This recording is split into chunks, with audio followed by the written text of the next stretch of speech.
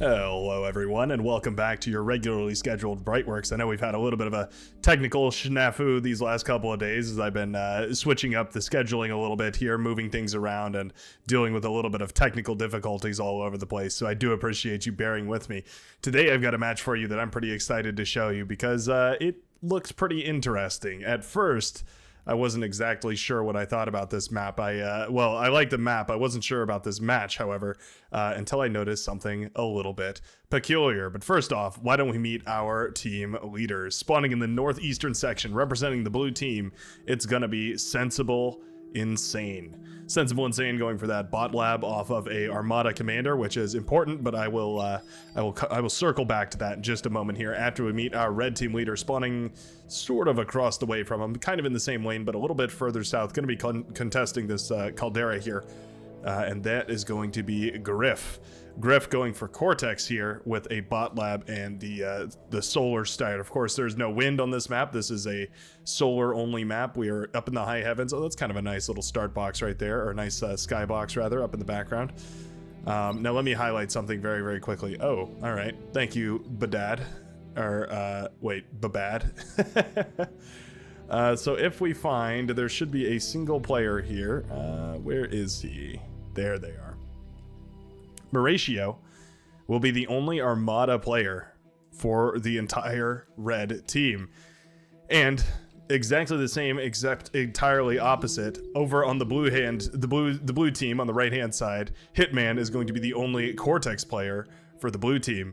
So yes, indeed, ladies and gentlemen, we have a Cortex versus Armada showdown with, I guess, as someone so eloquently put in the Discord, two spies, quote-unquote, two traitors that are dressed up as the other team. So I'm super excited to see how this goes because it is going to be as close as we can get to a Armada versus Cortex showdown. Should be some really good fun. We already have a couple of ticks wandering around the map trying to secure this area. There's these little structures, which I absolutely love. I think we need more of this. They also give you context, right? These robots are towering.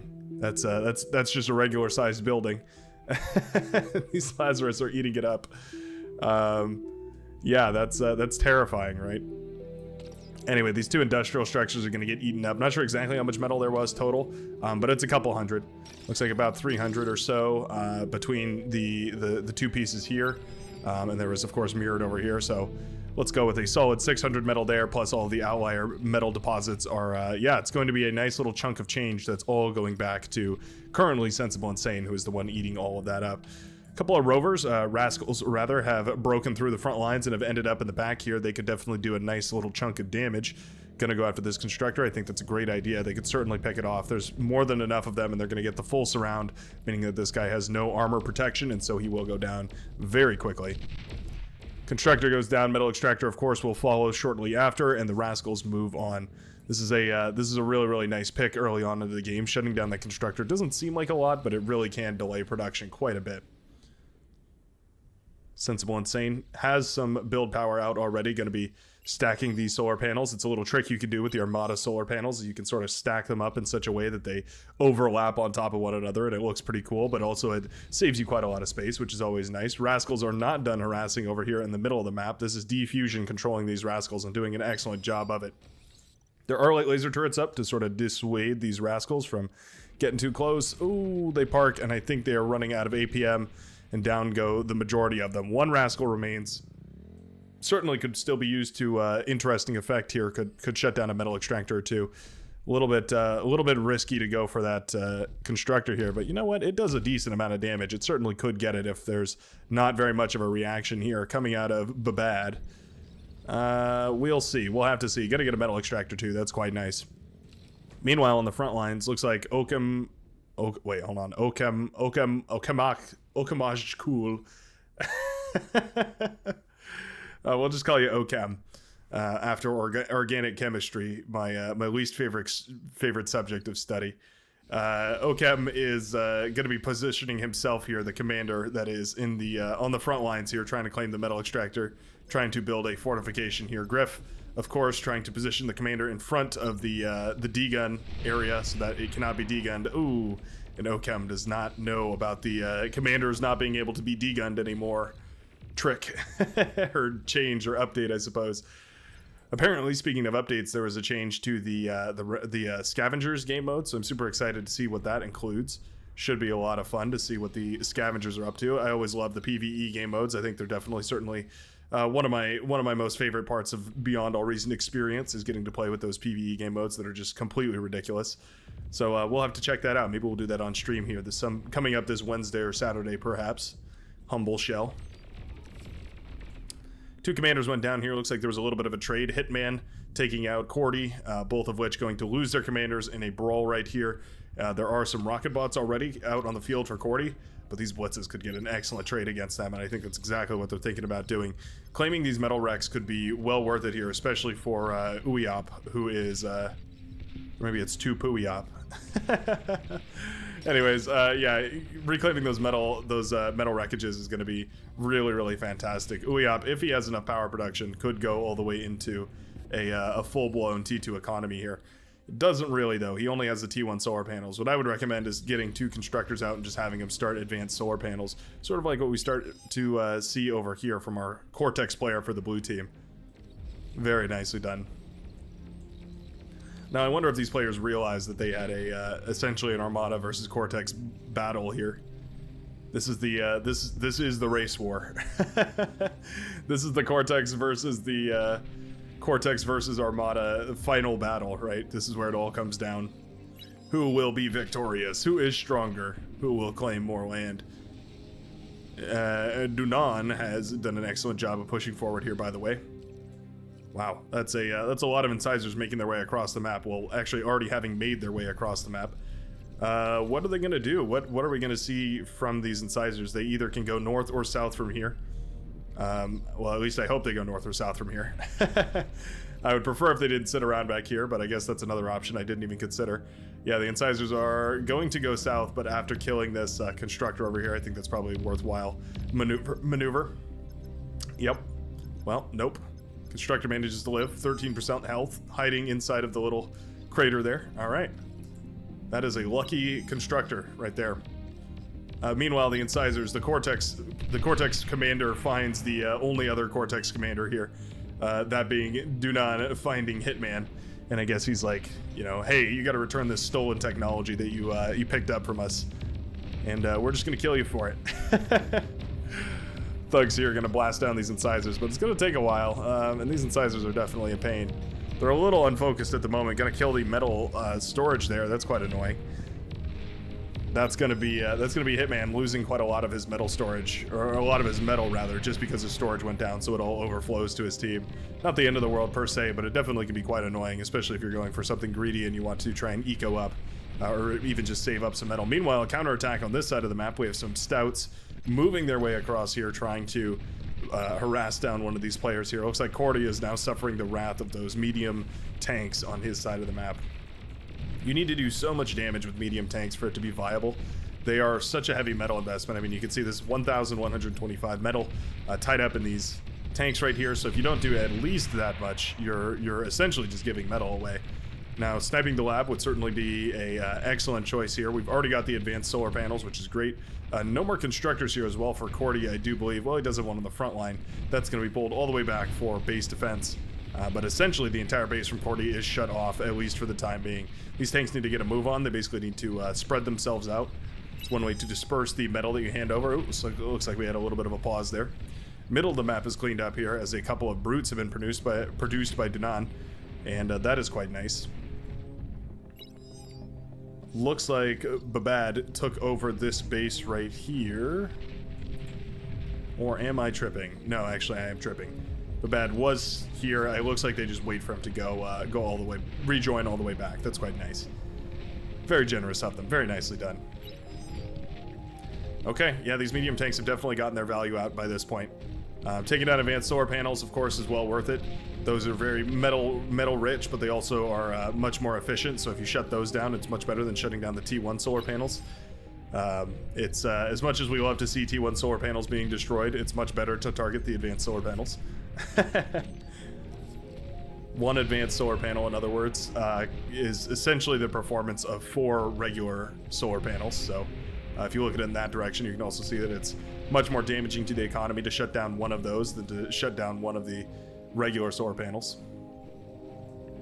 big vehicle battle over here.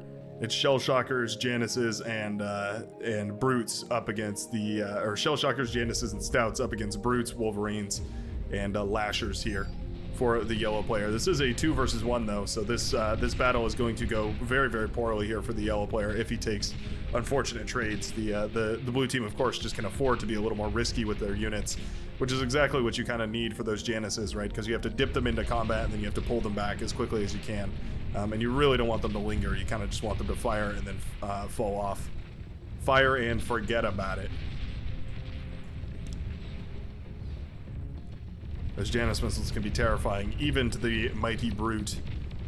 Nice little push here, using a bunch of grunts to surround some of these tanks, meaning that you're actually going to get a fairly efficient trade here as they flash down a couple of those Stouts that were trying to hold this northern area, but not really having much of an effect. At this point, Okem needs to essentially move north here.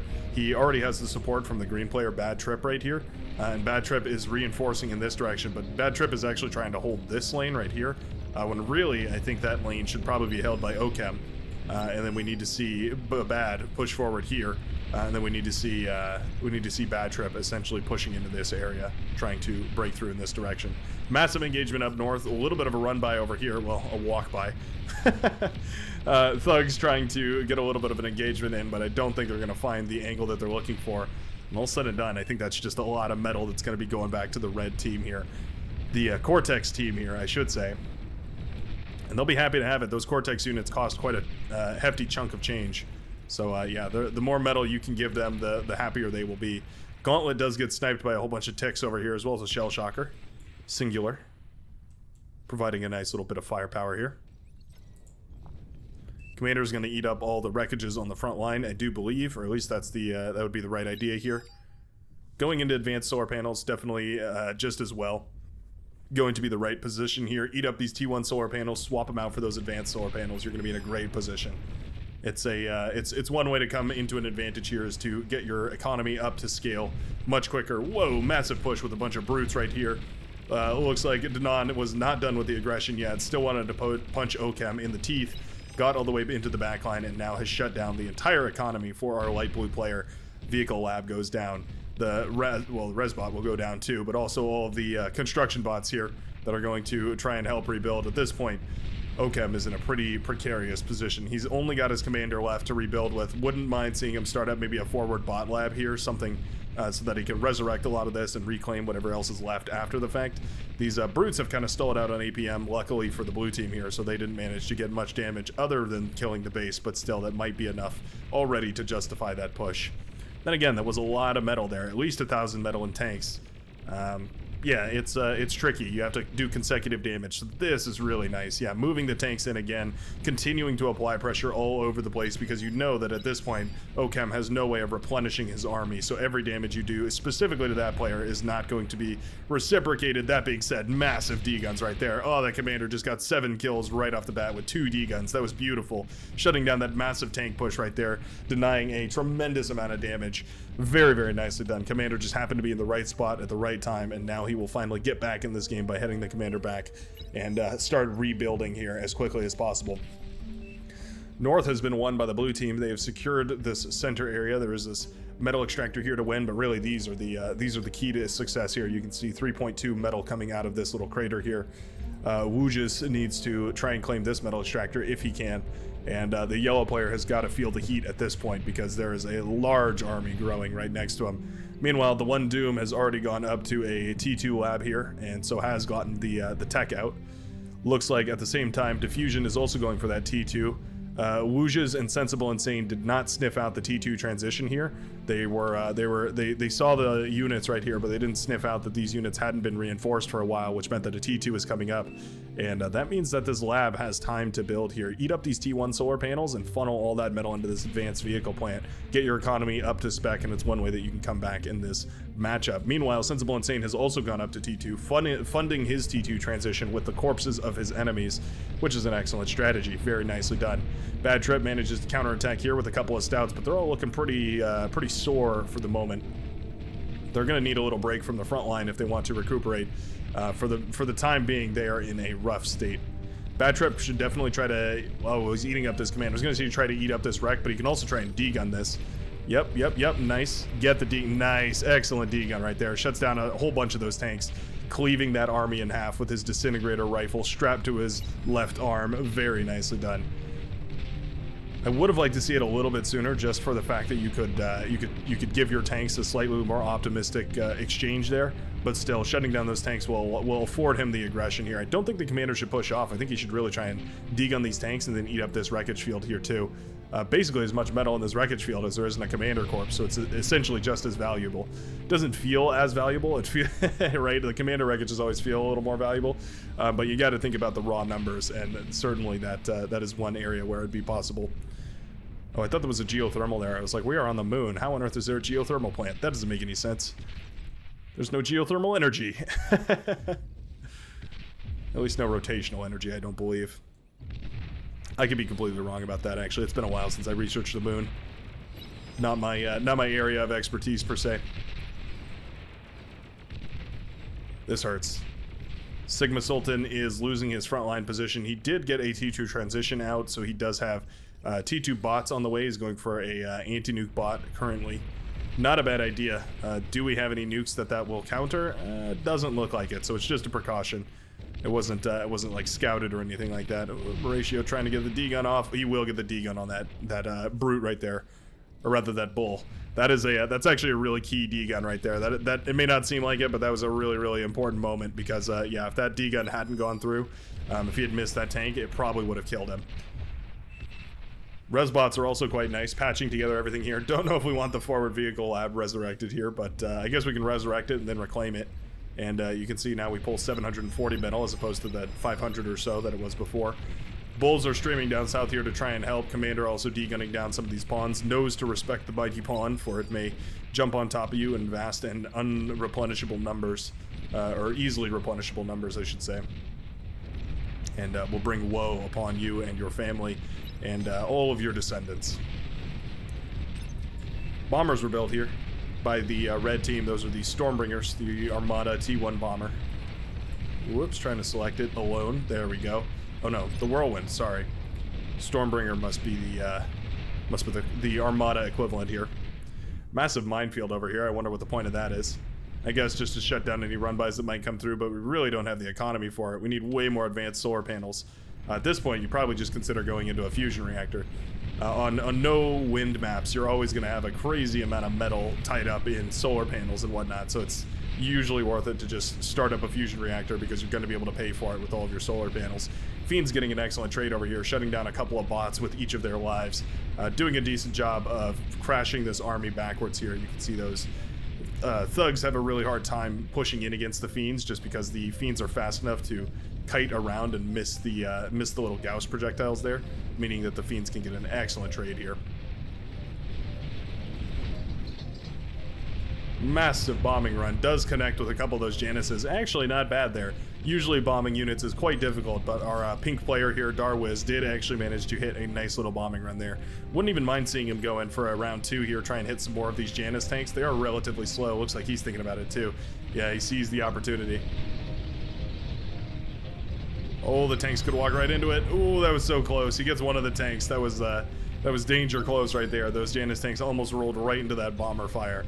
But now the bombers have a different target. They're going to go after the long dead remains of Okem, who is now rebuilding over on a completely different side of the map here. Bombers have no scouting though, so they are just going in blind. Let me select the red team here. There we go. And this is what the red team sees. No, sorry, that's what the blue team sees. There we go. This is what the red team sees. The bombers getting a fair scout, I suppose, on their own, but they're sort of going in blind. Now, for a blind bombing run, that was excellent right there. It took out a lot of those energy converters and also blew up quite a few of those solar panels as well. Nicely done. Yeah, this bombing run is actually looking quite nice here. Despite no scouting, that bombing run is looking quite powerful. A tremor has been put out on the field. Not firing, however, which is quite unfortunate. Oh, bombers were grouped up a little there, and the chainsaw will make quick work of them as they take that slight AoE damage from all anti-air. Lightning turrets versus the T2 tanks here. Those Tigers are fairly sturdy for their cost. They're definitely one of the most sturdy units in the game. They can take a hit, and there's always a couple more of them on the back end. So it's a really difficult unit to fight against. Pawns going up against their older brothers, the Sprinters, with their adorable little handgun. It is not a pistol, it is a gun that is a handgun.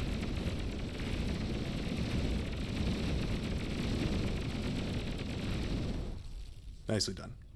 Sprinters are much more superior than the mighty Pawn. Their older brother certainly matured well. There goes the Tremor, finally firing out in any direction he can over here. Not a bad idea to get a Tremor out on the front line, but certainly a costly endeavor. Wouldn't mind seeing this thing firing a little more specifically here. The Tremor has this huge problem where when it is just firing on its own, it will spend so much time rotating its head back and forth, left, right, up, down, A, B, start.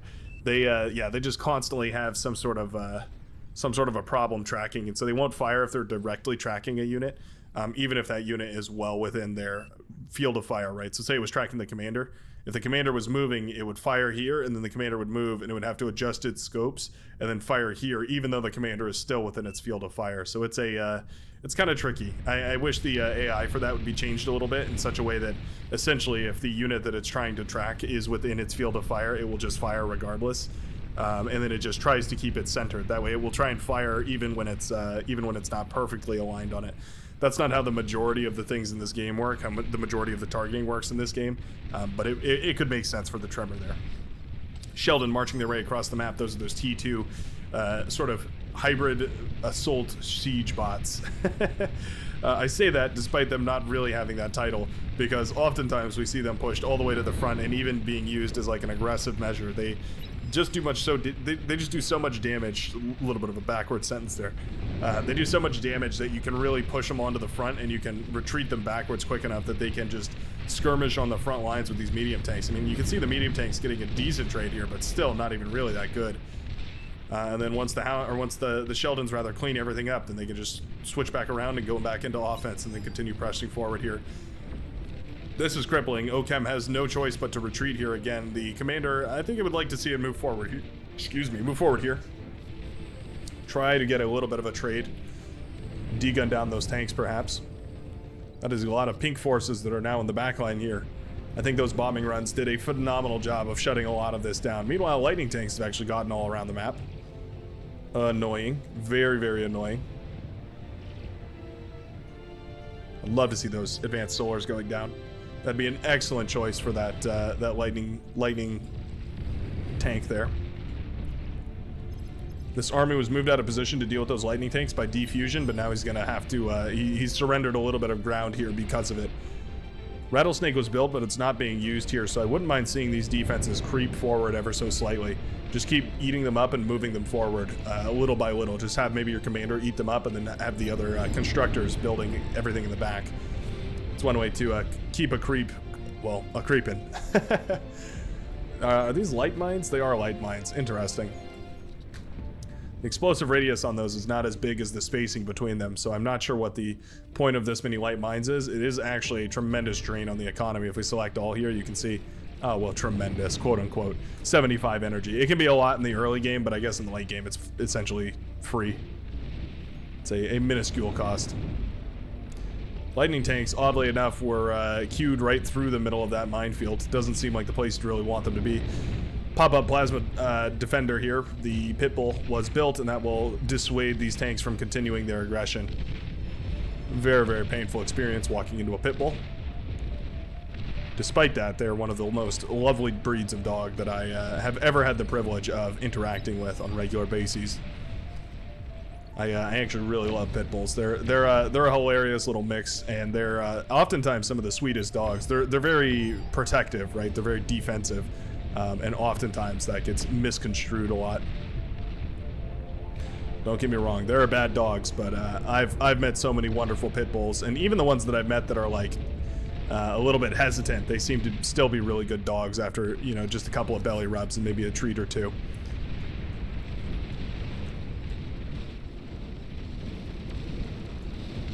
Excellent little engagement here from these sprinters. mowing down that army. That was actually a nice little catch right there. 1,000 metal worth of army went down to just a little contingent of sprinters here, and you can see them jumping on top of all these Sheldon. What an excellent trade here. These sprinter are trading phenomenally against these Sheldon. This is such an efficient move, and it's very, very difficult to deal with because you can't really do anything. You just have to hope that your Sheldon will hit their shots, which is exactly what the sprinters capitalize on, is your inability to do so. Cloaked fusion reactor was built here of all places. Interesting, because it does mean it would, I mean, no one's ever going to check this, but there's probably a high likelihood that somebody's going to stumble across it at some point, making it a very odd decision that might pay huge dividends later on into the game. Meanwhile, it looks like a forward T2 lab was built and then destroyed, which is quite unfortunate because those are very expensive and you really don't want to lose all that metal. I think these resbots are supposed to be eating up the metal here, but just currently have not had the APM to go down there and think about doing that. They've been too busy getting blasted apart. Meanwhile, the northern side of the map is completely collapsing. Tiger tanks giving the vision that a lot of these units over here need. The Quakers, the mobile artillery here for the Cortex faction, pushing in here. Uh-oh, this Armada commander up north is not looking too good. Mauser are pretty good, but they're definitely no direct fire unit. Hell, this one seems to be stuck a little bit. Okay, now the armored support is gone for these Quakers, and I think this engagement has suddenly turned for the blue player. Meanwhile, the green player has already died here. Bombers coming in to try and take him down. They get shot down very quickly here, but they do enough, and I think that's going to be all she wrote here for our green hero, Wooges. More tanks continuing to stream through the north here. The entire static defense line was ruined. Where was it? Well, doesn't matter now. It was reduced to atoms, as these tanks are forced to roll over this minefield here. Poison arrows are very strong. They're sort of like a miniature Tsar. They're somewhere between a Tsar and a bull. That's kind of the role that they have in my mind. They're a very, very good tank. Very powerful. I would still choose the alligator for my money, just because of how cost efficient those are with their speed and how much damage they do, and especially how much they can tank. They're a really excellent option as far as the tank goes, but certainly the poison arrow is not a bad idea either. Minefield is almost depleted here as Tsars start rolling forward, the Banishers start rolling forward, the Bombers start flying forward. Everybody and their mother has started to roll forward. Which is a horrifying thing to imagine, by the way, but there you go. Tsar trying to blast down some of these bulls here. Commander of Sensible Insane trying to think about getting a D-gun off. Doesn't end up going for it. Not ready to pull the trigger on that Tsar because it will just get shot down by the Mauser, which are now taking a decent enough trade against a lot of these units. Those Banishers, though, are really the biggest source of damage right here. He wants to D-gun it. You can see. There we go. One of the Banishers go down, but that is going to cost him his commander as the Banisher backup has blasted it down with a fiery vengeance. Meanwhile, a little bit of aggression through the middle of the map here. As we can see, Hitman has started to wipe away some of the static defenses here. Wouldn't mind seeing some of these units directed southward and try and clear out a lot of this static defense. If you do that, it's going to force the opponent to redistribute their pressure in other directions, and that may very well end up saving your teammates there. Chainsaw doing a great job of shooting down these bombers here that are trying to, well, bomb it down. Chainsaw is bomb resistant, so that's worth noting there. This is a really difficult thing to push into here. You've got all of these pulsars firing constantly, and that is just a death laser. It's like a rapid fire starlight, and it is just incredibly difficult to push in here. Calls for a bombing run, but that is a lot of flak included here, which is really quite nice. That's going to allow for a massively positive engagement if for the blue team if fighters do, you know, decide to make it their way downtown. Advanced fusion reactor is coming up. That's why the energy stall. I think we need to stop producing starlights at this point if we're going to go into an advanced fusion reactor. They're extremely heavy on the metal. There is a medium tank that has just been bing chilling in the back line here by Griff, who is just hanging out back there, waiting for the opportune moment to strike. I wonder if he's going to find that eventually and figure out that he actually has an ace in the hole here. Starlight's moving around very carefully. They want the best engagements that they can, and that's not always easy. That's not always as easy as it sounds. Sprinters here, an excellent reinforcement though, going to act as sort of a sweeping device to clear out any ne'er-do-wells that might get in front of the Starlights here. Nice missiles there. Of course, Starlights chain react, It's one of the downsides for that weapon is that it chain reacts, in fact, quite violently for a unit. And so when one of them pops and there's a couple low health ones all around, it can start a devastating chain reaction that can wipe out your entire army. Not only the Starlights, of course, but also all the other anti-air and the bulls and everything else that's sitting around them. It is a quite sizable explosion. Now, we don't have vision here. That's really the biggest problem for these Starlights, is actually just the fact that they don't have the vision necessary in order to fire at their maximum potential range here. Oh, you can see them exploding, and already that chain reaction is so painful.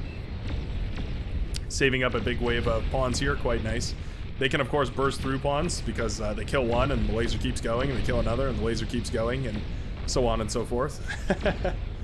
I really like that we're splitting up the Starlights here, though. That is quite nice. You have to be so cognizant of the fact that they chain react off of each other, and you have to spread them out. The Sharpshooters you have to spread out because they will block each other, and you will get no effect if you keep them bunched up. But the Starlights will literally kill each other if you don't spread them out. So that's quite nice. We do have a spy bot that's been planted sort of in a well, dangerous position here, but well worth it. Oh, down he goes. But that was giving a lot of vision to Cordy. Without that spy bot in play, that actually means that Cordy is a little bit blind here, and he's going to need some sort of option. He does go for a couple more spy bots. Yeah, I mean, an EMP on this could be huge. Allowing the Shiva to just get some free shots off on any of these bulls and AA clusters right here, that would be really huge. Starlights, though, are continuing to ravage that southern side. I haven't checked it up north, but it is also slowly collapsing. We see a little bit of a yin-yang situation here as the northern side is collapsing in like this, the southern side is collapsing in like this. We've got the two eyeballs here and something like that. I don't know. Yeah, that hurts. That's going to be Duke being completely cast out of this game here as the Starlights are going to burst apart all of his eco, leaving naught but the atoms lingering in the air to speak its names once more. Meanwhile, in the middle of the map, Sheldons are trying to hold off against these Banishers, but they do so much damage. Every missile they fire is just a devastating rocket. It's sort of the equivalent to the Sharpshooter. It's kind of the Cortex Sharpshooter equivalent, or I guess the Starlight equivalent. But really, it's just the counterpart. I would very hesitantly say equivalent here.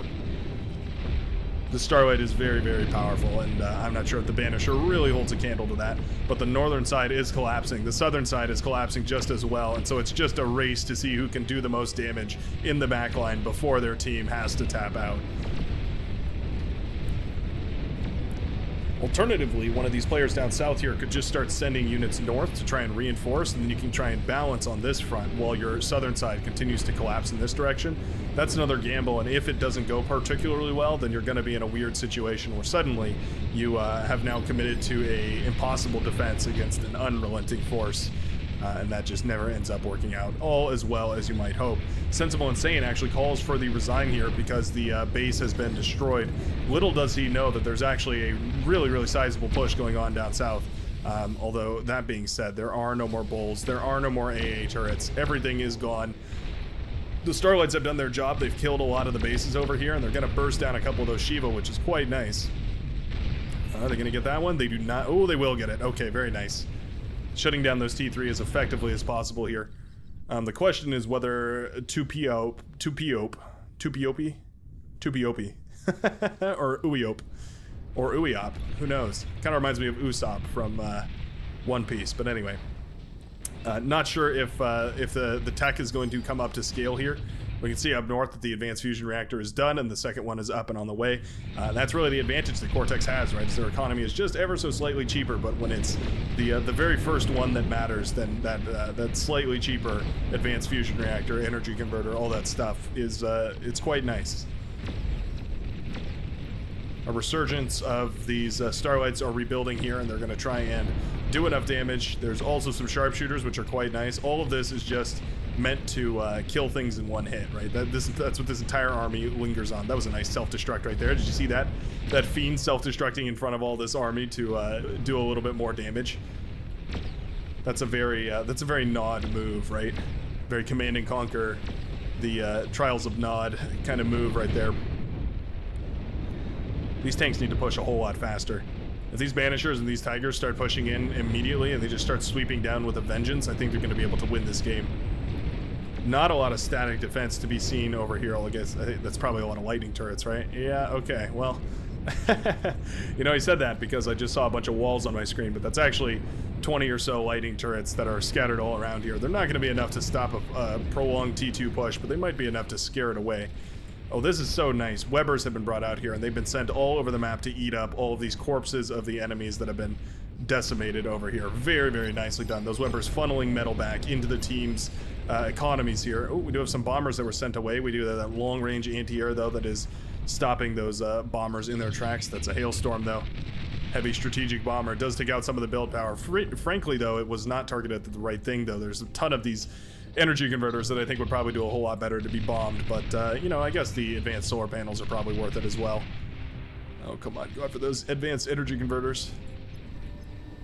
It's a way juicier bombing target, but they are not going to be able to get it. What a bummer. If they had taken out those advanced energy converters, I would have said that this is probably going to be the game-winning bombing run. If they had taken out any of this eco as well, that could have been a huge turnaround here, but for the time being, yeah, there's actually a fairly even game. You can see the economies are more or less matched up here, about 600 to 600, 620-ish to 620-ish. It's these Webbers, right? These are contributing a massive amount of metal back to the blue team, essentially keeping them in the fight. The ticks, the hero ticks, they actually get into the back line here, and they do surround the advanced fusion reactor. They're going to try and pop it. At least they think they should. Yep, just put those ticks around the fusion reactor. You'll be all good. Going to try and kill this T2 constructor. That's quite annoying. Kill the T2 constructor before it's able to rebuild anything. Ticks are going to run themselves headfirst into the feet of a Shiva, forcing it to shoot it itself. Why are you shooting yourself? Why are you shooting yourself? That sort of is the taunt that's going through their heads. Oh, these tanks have managed to continue pushing, though, and now these banishers are just firing away. Are they dumb firing? They are dumb firing. Interesting. Bit of an odd decision there. The Tiger tanks, meanwhile, have already found a base, and they've started to collapse on top of it. Lightning turrets are doing their best to shut down as much of this as possible, but really not getting that much value in. 2 or 3 Tiger tanks go down to the lightning turrets. Better than nothing, but still not enough.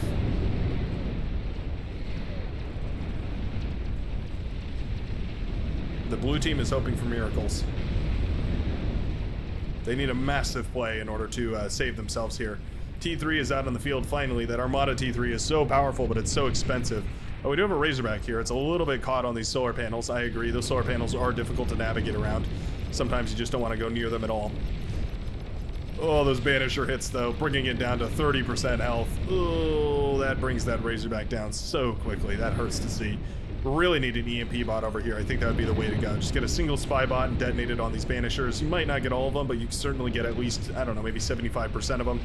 That would allow you to clean that up fairly quickly here. Tremor gets caught, and a couple of missile trucks as well by Babad. Who does have his commander still over north, and you can see the red team has sent a tremendous amount of forces down south in order to shut down this push. I think the red team did a phenomenal job of stopping the swing while continuing the pressure here. Everyone on the southern, or on the red team rather, continued their aggression, continued their scaling, continued playing, whereas I feel like a lot of the blue team just kind of got knocked out of the game here. Don't let it stop you, Bad Trip, as you continue to build as many T1 solar panels as you can. Gotta put that metal into something. Trying to rebuild over here as well. He's got a pop-up plasma turret. He's got a little bit of a pop-up Gauss cannon as well. All nice defenses, but will it be enough? I hardly think so. Razorback's trying to hold the line, but we really need here are Vanguards. 2 or 3 Vanguards would be able to shell away at all of these Banishers and shut them down relatively effectively. Couple that with maybe a couple of spy bots, like I said earlier, and I think you're going to be in a really, really solid position. That, or you need some sort of a tick spam or a grunt spam, something in order to continually waste the shots here of all of these Banishers, those heavy hitters. Now this is a solid army composition here. We've got the Fiends and the Sumos as sort of an assault/shock bot, just in order to filter out any later units that might be trying to stream through, and then you have the Sheldons in the back for long-range fire support. This is a very solid composition, basically the pinnacle of T2 Cortex bot labs. If you're looking for an example and the kind of army that you should try to get in the T2 stage here, this is exactly what you should be looking for.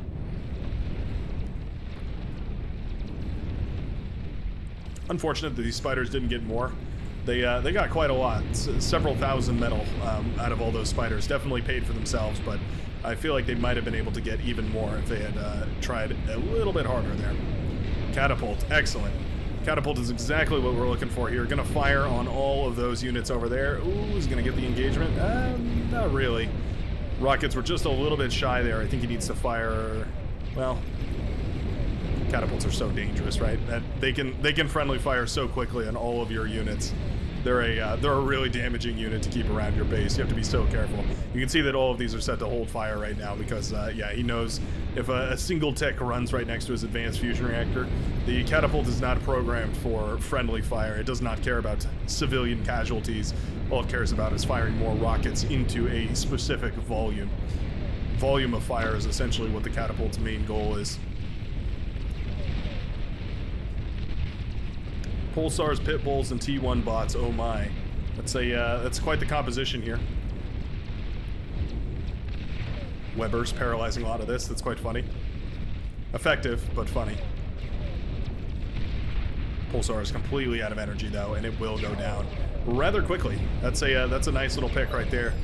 Guessing that was a commander death. Sure does look like it. I'm guessing that's Okem's commander. Yeah, it looks like that was Okem's commander. Probably blasted down by some of those dragons, but it's also possible he was killed by a couple of those banishers firing away at long range. Anti-air trucks are in the mix, but the dragons are just so difficult to kill. You can see that Flak just firing away at them, but they just do not care. The dragons are just so resistant to it. They really just, they can shrug off even the flak turrets with relative ease. It's quite annoying. One of them goes down. Not sure why we're not focusing on the energy converters here. We could just win the game if we just killed the energy converters here with these dragons that won't die. But I guess we want to continue this match, right? Want to keep on playing. At this point, the southern side has completely collapsed here. Babad has run out of steam.